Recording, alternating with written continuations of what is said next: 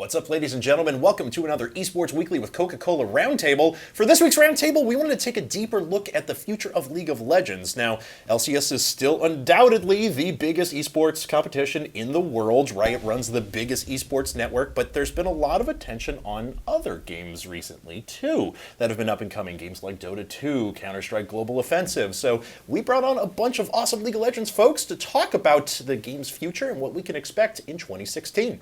So first off, we have Taylor Cocke, who is a former Rioter and is kind of Esports Weekly in-house awesome LoL expert. How you doing, man? I'm doing all right. Just keeping busy, making sure we get all this awesome League of Legends content going for you guys. Sweet, awesome. And then next to him, we have Kelsey Moser from the Score Esports. She is a reporter of League of Legends there and also a self-professed Chinese League fanatic. How are you doing? Fanatic to be here. Yay! I appreciate it. And then right down there at the end, we have Eric Doa Longquist, of course. He is a longtime commentator of League of Legends, a good friend of mine, and an ex-IPLer. We try to bring as many of you guys back as possible. How you doing? It's great to be back in the studios again, man. I mean, IGN looks great. You look great, by the way.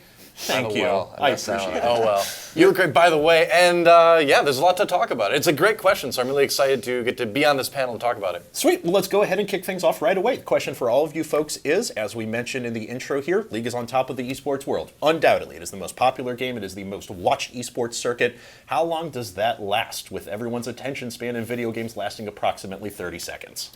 I mean, that's really the question, isn't it? Mm-hmm. And we've already got the benchmark, right? We've got StarCraft 1, which theoretically you could say lasted over a decade if you talk about professional matches in Korea from like the late 90s up until, what was the last Pro League? Like 2012, I believe it was. They did the hybrid Pro League between Brood War and StarCraft 2.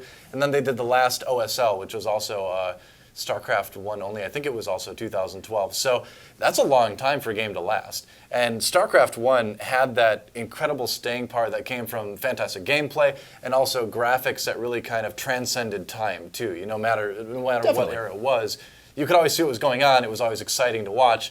So has any other game that's come out, met those kind of things? I think League is definitely the closest. Mm-hmm. But, will it reach a decade? Maybe. I mean, I would even say, I think the StarCraft example is a great one, but even that was incredibly region-centric. You know what I'm saying? You had a giant scene in Korea, and then you had elements of what people call foreigners, obviously, in the scene trying to come over and compete there. But it's not like League of Legends, where not only is the game huge, massive in Korea, but it's massive everywhere else, too. And other teams are also maybe not as competitive as we saw SKT just destroying everyone in their path at Worlds, but they're certainly good. They are competitive regions. So, I mean, I almost think that it's League of Legends has maybe even done better in esports than StarCraft 1. So. As far as global competition, yeah, definitely. Mm-hmm. I would say as far as like having that bar be even up, I mean, Kelsey, you are the fanatic from the Chinese scene right now. This may not have been the best Worlds for China ever, but China definitely still a very, very strong region. Yeah, and we saw them be competitive at the mid-season invitational. There were a lot of problems going on in the Chinese scene right now, but I think that right now the focus is still, at least in terms of the amount of money that's going into China and how big the scene is there and how big the fan base is and how big the production is and everything else. And definitely the teams wanting the competitive players, or at least wanting to be recognized as competitive, is definitely still there in China, even if they didn't do so well at the World Championship. Okay, so you bring up something really interesting. The Chinese scene obviously has been putting in a ton of money. There's been I don't want to call it an exodus of players from Korea, but quite a few notable players that have gravitated over to Chinese teams for more money in a lot of circumstances. Now that we're at the point where League of Legends is running a multinational circuit around the world, does Riot even need to take a step further and tighten down those leagues that aren't official LCS events, tighten down the Chinese region, Korean region, etc.? I mean, as far as the Korean region goes, I think it's important to give players flexibility. I think one of the biggest things that needs to be done in esports in general is to give players as much power as possible, right? Mm-hmm. Because, I mean, it's these guys' lives, right? We all get to enjoy watching them play, but they're the ones that need to go on and have, lives after they're done being pro gamers, and we need to make sure that we equip them as well as possible from every angle in esports to be able to do that and have successful lives after they're pro gamers. So I think it's important for players to be able to move between regions. I think as far as the Korea to China exodus, that was caused mostly by the fact that A lot of Korean entertainment and sports personalities are generally paid a lot lower than in other parts of the world, and China really is in a position where they're putting a lot of money into esports right now. But and it was a weird situation for Korea, obviously, for China too. But as weird as that was, I think it's still important to maintain the ability of players to move around like that if they want to. I definitely agree with you, but we have the situation now where we have two of the leagues which are directly under rights control in Europe and in North America, and the other ones kind of exist in a quasi-regulated state. They are working with official partners. The tournament structures aren't exactly the same, but they will approximate reasonable results that should be about the same as other regions to select whoever's going to Worlds. Does Riot really need to come in, though, and do the same sort of regulation? They would still allow players to transfer around between regions and teams and stuff like that, but should the entire scene be all right controlled right now? So that's an interesting question, especially since there is a lot of sign and indication that Riot is going to come into China and begin controlling that scene there. Begin enforcing more regulations, they're concerned about player ages, concerned about those sorts of differences. I am not entirely sure how that's going to go, because right now the scene is kind of regulated by L.ACE, which is the League of Legends Association of Chinese Esports, and that's mostly comprised of team owners, who are the ones with all the money and all the power and everything that's going on in there. So I'm really interested to see how that dynamic works out, both culturally and also just in terms of, who is going to get their way, because I think it will be somewhat peaceable, but there will definitely be some conflicts there. So I want to see. Anytime you try to put regulation on a sports system, you're going to upset someone at the end of the day. So I want to see just how that ends up changing the scene there, because I think it'll be a very interesting thing to watch. Because a lot of team management and stuff have wanted Riot to intervene a little bit, especially in terms of how the streaming platforms are operating, but and others are more practical, saying this is just something that has to run its course, with the streaming platforms paying so much for personalities and almost competing with teams for players. So yeah, the reason that I bring up regulation, though, to kind of build on this, is that we have a lot of weird things that are happening in League that don't, and they're not bad necessarily, they just don't happen in other parts of esports, because League, I would say the LCS is the closest approximation to a traditional sports league that we have around the world, in the world of esports. You just had a situation where Team Energy came in and bought out an LCS spot in North America. They bought out a spot from Coast. Coast qualified, and now their Energy, they lost 4 of their players. Now they've only got Conquan there. That's it! And they're basically in breach of LCS rules, which state that you have to have 3/5 of the players on your roster on the day one, on your first match of LCS, that you did when you qualified from Challenger. So this kind of begs the question to me, who owns LCS slots? Who owns a team's position? Is it team ownership? Is it the players who qualify themselves? There's a lot of unanswered questions there. Well, it's a really interesting situation, especially as Doa brought up before the show when we were just chatting outside. These players, if they were truly at the level of that these team ownerships were expecting, they would still be on the team. I'm sure Eric can sort of expand on that a little bit more. It sounds harsh, right? When these guys work so hard to get into the LCS, the team gets bought out and they immediately get kicked. And maybe there's something that can be done there, but at the end of the day, I think the best way to protect yourself as a player is to be a good player. And there's been a lot of questions about NA and EU over the years, and not just League of Legends, but other esports, about the work ethic of these players. I think the results have shown that either the work ethic isn't there.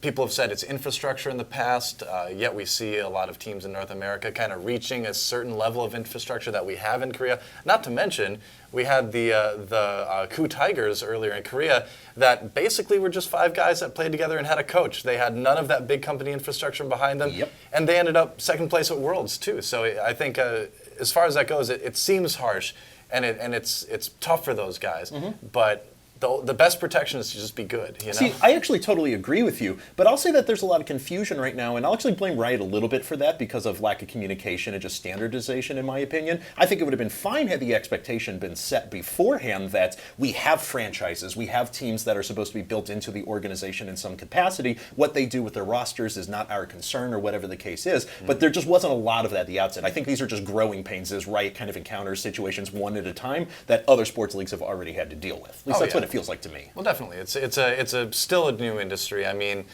as far as like the Western involvement in esports at like the level we're seeing it at now, it hasn't even been 10 years yet. You know, I mean, obviously there's been Western esports tournaments longer than that, but we're talking like big business esports tournaments. It's still a pretty young industry. So there's going to be those issues. I mean, it's situations like this that make like the NFL and the NBA have like locked team spots, right, or organization spots. You don't see new teams coming and going from the NFL, right? And it's because of this. So I know Riot and other organizations around the world, I'm sure they've talked about it in China, in Korea, about, do we lock these spots? Because on the one hand, esports organizations are extremely volatile. They come and go very, very quickly. So if you lock that spot and suddenly a team collapses completely, well, what do you do then? Then you have to have another tournament to get someone in, and they're sort of, are they permanent when this other team was really close in that thing? So, but if you don't, then you have this situation. So it's a tough question. I mean, I'd like to see organizations, I'd like to see tournaments with locked organization slots, but I don't know if we're quite in the position where we can do that right now. Well, especially since right now we're seeing like half of the LCS in North America selling their spots, right? Yeah. So you have Gravity's owner who, reading his statement, sounded kind of like, well, this wasn't really what we expected, or maybe we didn't necessarily have expectations going in, and or he got bored. Exactly. Yeah, that's usually the explanation in China. But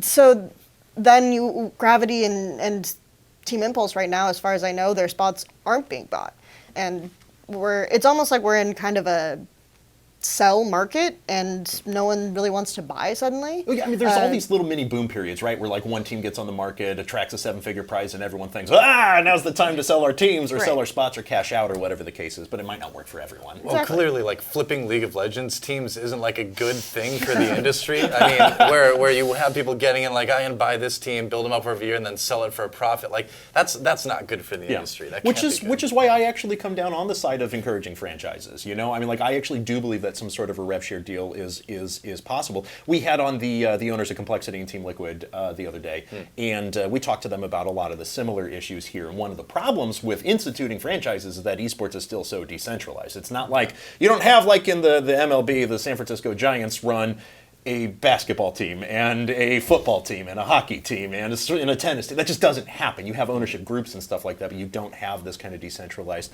thing that you do here. But it does seem like with Riot controlling so much as a first-party solution, with the fact that we're going into CSGO next year that's going to have major exclusive deals on TV, we've got to get to a point where we are rev sharing on these teams. Otherwise, there's no incentive for sponsors to come in and support someone. And to your point before, esports organizations come and go. That's correct, largely because they don't have secured funding. Maybe this gives them the opportunity to get that. Well, that'd be great. I mean, the more stability, the merrier, right? And I mean, that's kind of the constant struggle in esports is we've got this thing. Obviously, people like watching it. But everyone involved in it is still very young.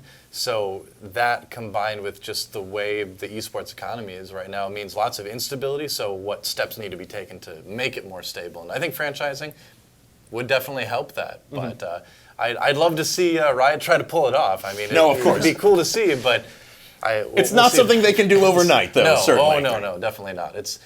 We've got years and years and years of development yet coming for the industry. But, I mean, the direction is good. Sure. It's just the bumps along the way that are kind of tough. Well, let's talk about that. Let's bring it back to our original question then, viewership of League of Legends. You're right. This is probably a multi-year process to get to a stage where regulation is where we all want it. Will League of Legends still be that popular 5 or 10 years from now? And what can Riot do to ensure that it is? But I think the franchising question is something that is actually very interesting in terms of viewership, because there is this level of very serious stakes in at least the LCS system right now, where there's relegations and promotions. Whereas if a team is tossed, or if a team does poorly, they're tossed out of the league, and Right. that's very, very exciting or there's a lot of stakes there for the viewer, which, when there's a franchise system and there's a bad team sitting somewhere, what incentive is there for them to really, for viewers in order to take stake in this team? Because Absolutely. it's really something that's Well, hard to. Valve solved that in CS:GO with betting and skins. Yes. It Well- doesn't seem like Riot's going down that direction No. quite yet. So, awesome. All right, so now let's take a look at the international scene then. I do want to look at Worlds. We had a crushing performance from Korea again. You brought it up just a second ago, Eric, but I want to expand on it now. Why? Why? We can't have the same excuses we did before. Teams around the world have had the chance to move into team houses. They've had a chance to centralize. North American teams are all in Los Angeles. They can all talk to each other. They can all have the same environment. What's the excuse now? Well, I mean, you can't even use Korean coaches anymore, really, right? 'Cause Right. We've got Korean coaches in other regions too. But it's a good point. I mean, at this point, NA and EU kind of have to be. They kind of have to put their money where their mouth is, right? I mean, we've got, and I still think the infrastructure in Korea is still better overall. I'm not I agree saying that with North that, yes. American EU are on that level completely, but it's close enough that I don't think that can be used as a big excuse anymore. It really, I mean, when you look at it now, and Lusboy, formerly of TSM, their support player, recently did a video blog that was then translated into English about, that included some stuff about that very thing. And it sounds like he's saying what I've heard and what a lot of us have heard from other players in NA and EU, that the dedication to practicing and refinement just isn't there like it is in Korea, and I think China to a certain extent too. I think it's a little bit better in China than NA and EU, I would say. So I think that's your question. That's the answer to your question. Is that Sure. the Korean players, whether they are more successfully forced to do that by their coaching staff or whether they want to do that themselves, whatever way this is happening, they're playing longer hours, they're playing harder, they're playing smarter, and because of this, they come to these tournaments more prepared for both executing the plan they plan to execute and adapting to things they didn't expect. And that's exactly what happened with the Worlds, especially on the adaptation front, because we had this patch that not a lot of teams have had a lot of pro player experience on, and Korea was able to figure it out pretty smoothly. Yeah, they did a really good job, especially even with some of the weird hero bans and It was that were awesome. happening Oh during the, man, Worlds was great this It year. was it was Yeah. fun. I mean, do you guys agree with that? So largely Yeah. that it's just the preparation. I think so, and I think that this Worlds is going to be sort of a kick in the pants to a lot of the Western teams and the Chinese teams as well, saying like you can't just sit back and expect to win your region and then do well at Worlds. Sure. There has to be this next step of full-blown preparation, and teams have started to do this a little bit with Korean boot camps, and doing some more hardcore boot camps at home, but they just don't have the same level of preparation that the Koreans have at all. It's pretty clear. Is there anything to there not being a lot of interregional competition over the course of a league year? You have your All-Stars, you have off-season matches, you have Worlds, yes, but there's not a lot of opportunities for competitive teams who are in LCS in Europe to play against Korea, for example, or China. Is there anything there? I mean, until Riot opens up the ability for teams from regions to compete in another region for a split, I don't think we're going to see any meaningful sort of interaction that way. I mean, Does that lower the quality of competition then? I mean, does that actually give a leg up to any region, or? on the international scale, Yeah. I suppose because Korea seems to be already so far ahead, it would give an advantage to Korea. But at the same time, I really do believe that NA and EU are capable of getting to that level. We just need players that are willing to do it, and I'm not saying I don't want to make it sound like I think all players in NA and EU are lazy. I think we've got some players. Yeah. I do want to say that because people will make that assumption, but just like they have for years in StarCraft 2. But anyway, I know people play hard in NA and EU. They do, but it seems like in general the region doesn't play hard enough, and I think also a big part of it is they don't play smart enough. One of the things is that Lusboy talked about in his blog was that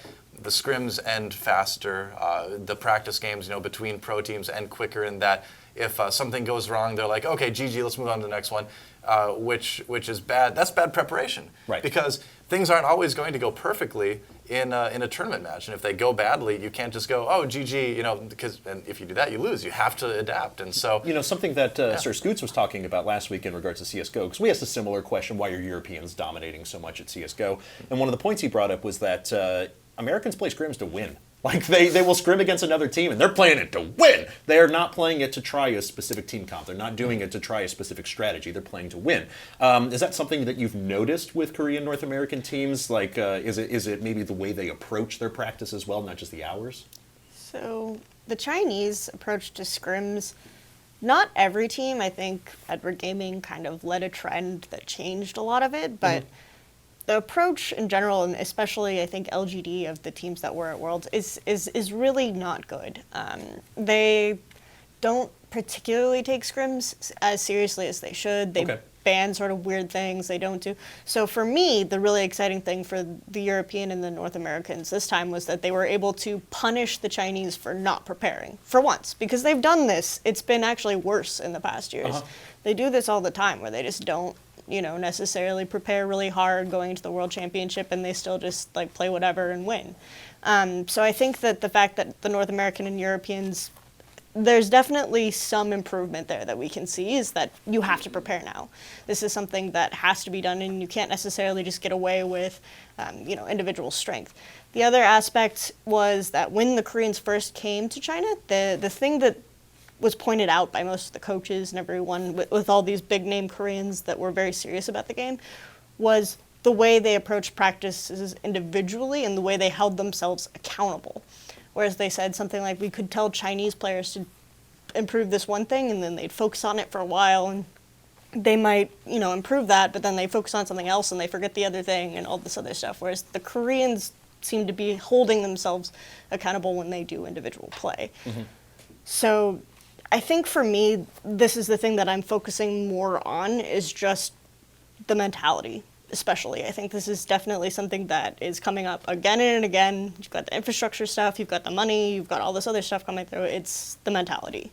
I realize we just came off of Worlds, and I'm already going to ask you about 2016, but do you think that mentality is going to change? Do you think that going forward next year that we are going to see a little bit more serious approach from some of the regions that have underperformed? I think so, especially in North America. Like in the last year, even I've seen, I've seen a couple scrim results and that sort of thing, and talked to some players about their scrims.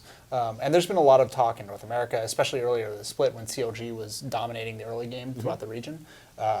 They were saying that they would. Other teams would say, like, CLG would just crush us in the first 10 minutes, and then we would just quit.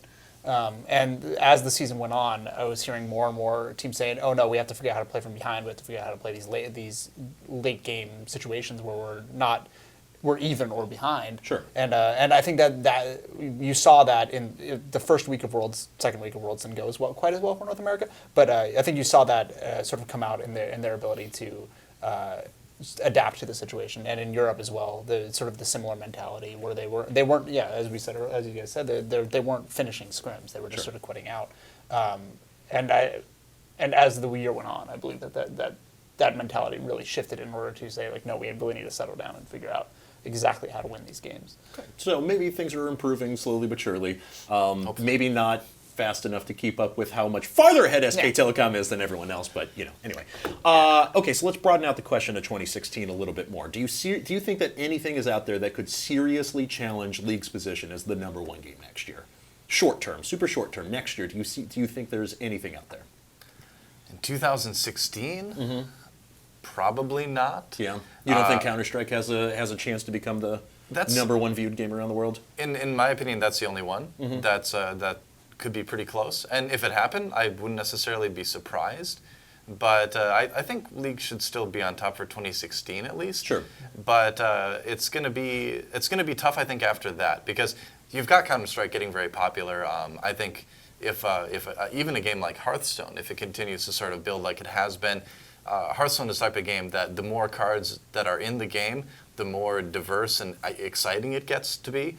And I think even though it is more of a niche game than something like Counter-Strike would be, or Overwatch we're going to have in 2016 as well too, I think Hearthstone could still kind of keep slowly building over time. So that, in my opinion, that's going to be a game to be a top contender in the future somewhere. But for 2016, in my opinion, League's probably going to stay on top with Counter-Strike, pretty close underneath it. Sure.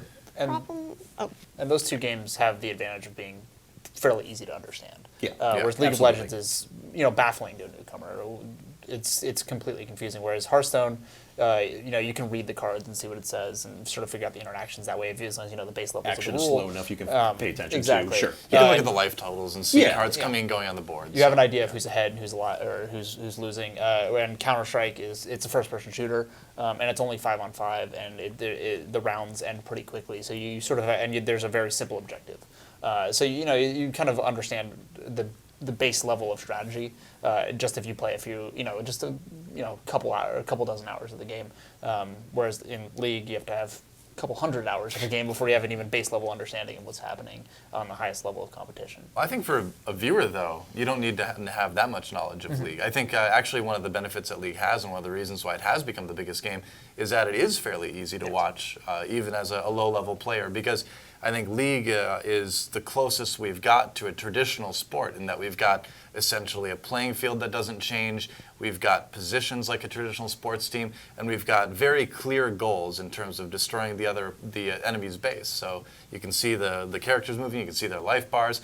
So I feel like you can explain League in 5 minutes and someone can at least appreciate it and watch it on a purely casual entertainment level. They will not understand the itemization of No, any they won't carries or understand. anything like No, they that. won't understand that, but yeah, they can at least pick a team and cheer for it, Right. But I'm talking more from the base level understanding of strategy. Sure. Whereas League, you can get a pretty good idea of the rules of the game. But, It's watchable to low level. Yeah, it's watchable. Absolutely, and I totally agree with that. And I think it's a great spectator game. But I, in my experience, those people who are looking to perhaps get into esports, from a spectator's point of view, I will tend to lean towards, hey, maybe check out Counter Strike, maybe check out Hearthstone if you're a card game guy, and then League sort of as they get more into the scene. the challenge I see with Counter Strike, and this is less so with Hearthstone for sure, is the Asian markets. Especially in China, there is actually a competing shooter called Crossfire that's really huge in China. Oh, yes. So Well, Korea has sudden attack. They've got their own Counter-Strike clones. Yeah.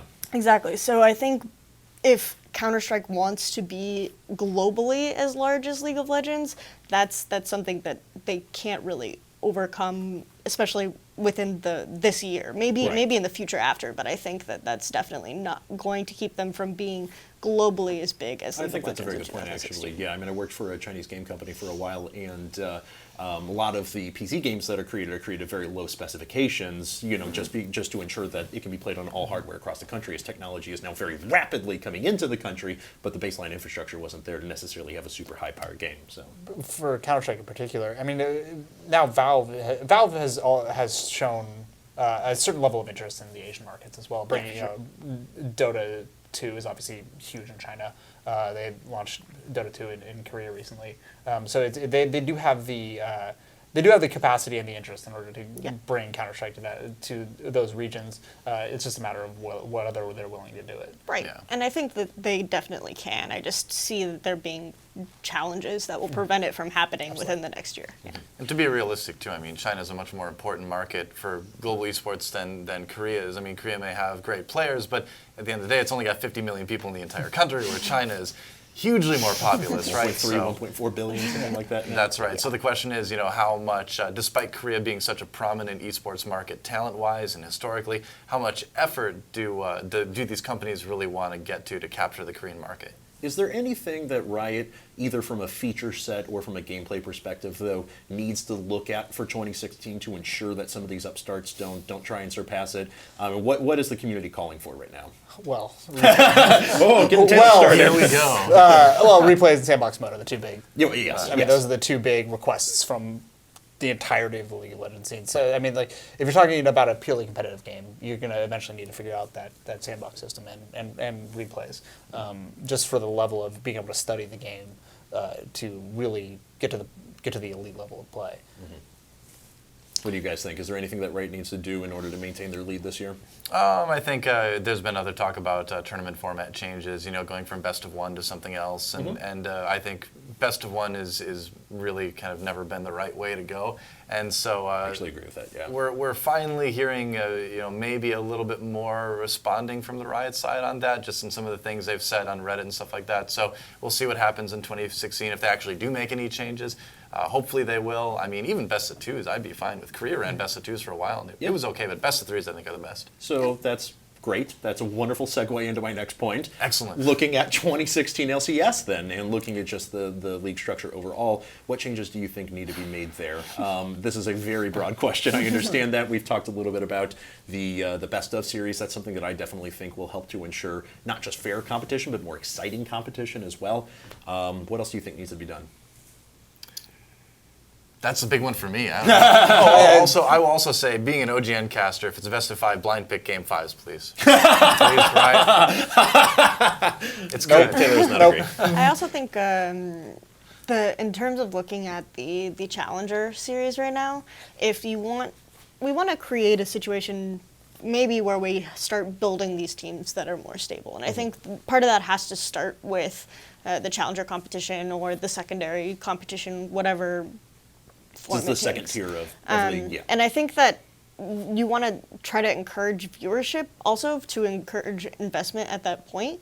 So maybe having those games on the same day as LCS, maybe reorganizing the structure in that sense, maybe not making teams qualify through the Challenger ladder, which is, I don't know, whatever. It's a very interesting. It's just, just I think looking at that might be something that they want to touch on for 2016, just improving from the roots, because I know that Riot that's very important to them, is also creating stability from the ground up. And I think that's an especially interesting question going back to what we were talking about franchises as well. How do you continue to develop that second tier, that new generation of players, I suppose, that could filter into the main system? You know, honestly, what I'd really like to see, and this is kind of like a very, very large ask, I guess, but I'd honestly really like to see Riot as a company support more in the high school competition arena. I mean, that's if we really want to take traditional sports as a model here, you get them while they're young, right?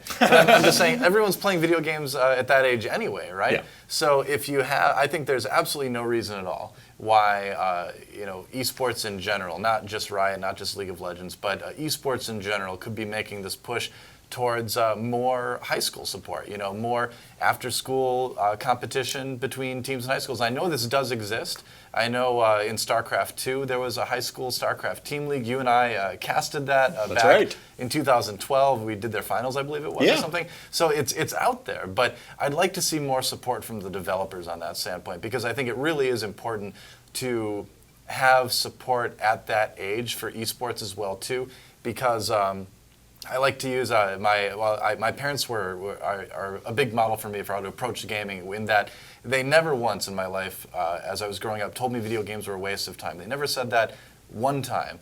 They just said, you can enjoy video games, but make sure you are responsible with what you need to do too. They didn't let me play endlessly. They made sure I had my homework done. They made sure I went outside and spent some time out there too.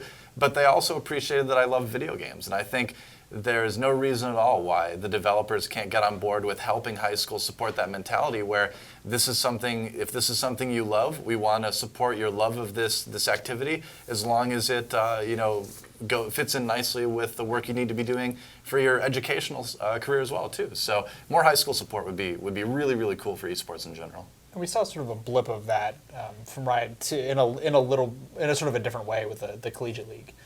There does exist a collegiate league, Riot-supported collegiate league. I mean, we saw the RMU thing where they were offering sponsorships, which, take that as you will. Sure. And there were a variety of ways that Riot is supporting collegiate leagues, but then again, if you're a truly serious competitive player, your college years are probably going to be spent in the LCS. Like that age group is going to probably go to the LCS or whatever major region that they're playing in, if they're really looking to be to play professionally. Yeah. So maybe starting them a little bit younger may be the best way to do that. Well, I mean, I think it's perfectly reasonable because the thing is if you look at a lot of the really great players throughout esports, and of course I'm most familiar with the Korean scene, but if you look at players like Flash and Life and StarCraft, these guys are winning tournaments at age 15. That's right in the middle of high school. So it really is these years where the truly standout players begin to show it, right? So if we have this more high school-oriented competition, we can kind of provide a smoother transition into colleges that maybe have a scholarship for esports. More colleges that do that anyway, and a better collegiate league that then transitions smoother into a challenger scene, which transitions smoother into a professional scene. So anything to make the career of being a pro player more accessible and more streamlined, I guess. So it works for these guys. That'd be great. Sure. I will say, just as a small aside, Eric, because you'll love this. When I was at BlizzCon, I did get to see Life again, and I was like, "You are not this old now. This is not possible. I've not been casting you for that." How has he been so good for so long? It's crazy, dude. Yeah. It's crazy. This guy's amazing. Anyway, all right. So I heard the word major a couple of times, and it wasn't used in this context, but I'm rolling with it. Sure. So most other games have instituted a series of majors. That's kind of the way that they've gone about it. Dota's just introduced theirs. They're in the progress actually of holding their first one in Frankfurt right now. CS:GO has switched over to that. League doesn't have that. It has a very different system. You still have third-party organizers, though, like IEM, that are trying to run events for it. With the league system, do you think that there's space for maybe more major tournaments, international-style tournaments like majors? Do you think that that's important or necessary to the scene at all? From my understanding, that's not necessarily the direction Riot wants to move into. When someone asked this question at the press conference at Worlds, they pretty much said, I think it's more important to create stability within the region and then and we think from there we can create sufficient international competition. I do think that their next step is maybe to expand the mid-season invitational a little bit. They talked about that if it was going to be successful, maybe we'll introduce it with 2 teams from each region instead of just 1, things like that. I think that they are hearing people say we want more international competition. IEM, I think, has leveled up theoretically the amount of competitive teams that are being invited. We have the Chinese teams there, the Korean teams at the San Jose event. So that, I think, is a good step forward. But I don't think we're going to see necessarily a major system come in, just little tiny things here and there. Then what is the place of third-party tournaments in the current league system right now? Are they just purely viewed by fans as like fun value adds? This is awesome experience in addition to my normal yearly league content? Or do people actually put stock in them?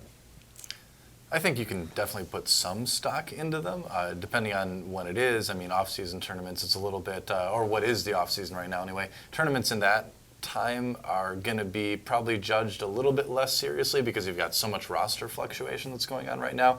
But I think there's room for them to be taken seriously. The issue is right now with League is that because we've got full-on seasons, it's just really, really tough to schedule something like that. I mean, you run into, I think player fatigue is a real thing. And if you're playing these matches every week and then suddenly you just finished this, but now you've got to fly over here and do this week-long event then, and then you fly back and immediately start your league again. These guys, need a break. So I think majors are a cool way to do it. I don't think it's the only way to do it. I think the league system can definitely work. And since we've been going with that in League of Legends for a couple of years now, I think that's, in my opinion, where the focus should lie.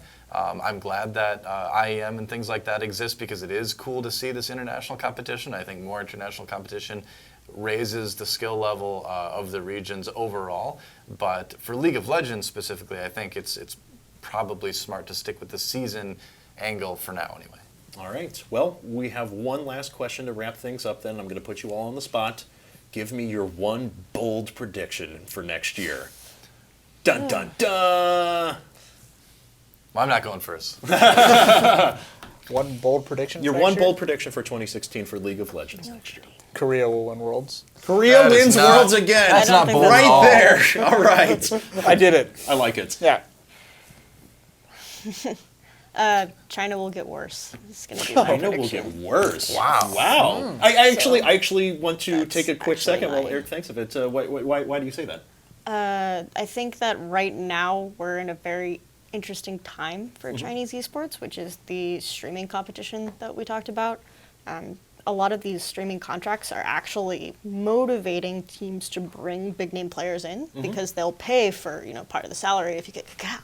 It's so exciting, right? That encourages bringing in people for, their personality, whether they're Chinese or Korean or whatever else. Of course, yeah. And then, of course, the streaming contracts also come with, you have to stream 80 hours a month or something like that, which if you do the numbers, it's like 2.6 hours a day or something like that. So they're doing their practice, and then they're doing their streaming, or maybe they're taking time off from their practice to get their streaming hours in. And initially, when the Koreans came, they were super serious, and they rubbed off on the Chinese. They're like, we can be serious too. But then after a while, the reverse started happening, and the Koreans are like, oh, we don't really need to listen, do we? Okay, we can just do this. Is that part of the reason maybe why we've seen some high-profile players? Like we just heard that Faker is not going to go over to China. It was rumored possibly he'd be leaving for more money for a Chinese team. He's going to stay with SK Telecom 1. Does that enter into it, or is that not a concern for him? It varies. I think that Faker's probably getting paid pretty well. Oh yeah, but I'm sure he's doing all right for himself right now. So I think though, looking at the Koreans who have decided to stay in China or go to China, that you have to be mindful that they're aware that they have short careers, right? And why not go and stream and maybe be less serious? You're gonna get more money, maybe in the long term that's better for you, because you're not really sure what your future is right now with the current infrastructure. So I think that's fine. It's eventually the streaming bubble is going to burst. Sure. And I don't think it's going to be explosive or anything. It's just going to be a slow deflation. Yeah. But for a while, I think the competitiveness of Chinese esports in general, I think it's also going to be apparent in Defense of the Ancients 2, might decrease. Yeah, definitely. And I mean, we had a pretty notable situation where Team DK just disbanded as well, citing that there's a lot. It's basically just a money grab over there. They don't care. It's just pride. Who has the most money? Who has the biggest names? And that's not an industry that he wants to be in. So that's what he was saying. All right, Eric. Wow. You got to close this out now. Your bold prediction for 2016 for League of Legends. I could make a bold prediction like SK Telecom won't win Worlds. But I'm not confident enough that it's not going to happen to make that prediction. All right. But I will say this. Maybe this is more of a hopeful prediction than a bold prediction. But I will predict that a North American team will make semifinals at Worlds. Nice. I like that. All right. That's a great prediction. Maybe more hopeful than logical. I will say that. But it'd be cool to see them step it up this year. We saw some teams step it up for one half of the group stages this year, so maybe they'll make it two group stages next year. And then it goes 0-10 the next week. 0-11. Thank you very much. We appreciate the clarification. It's very necessary.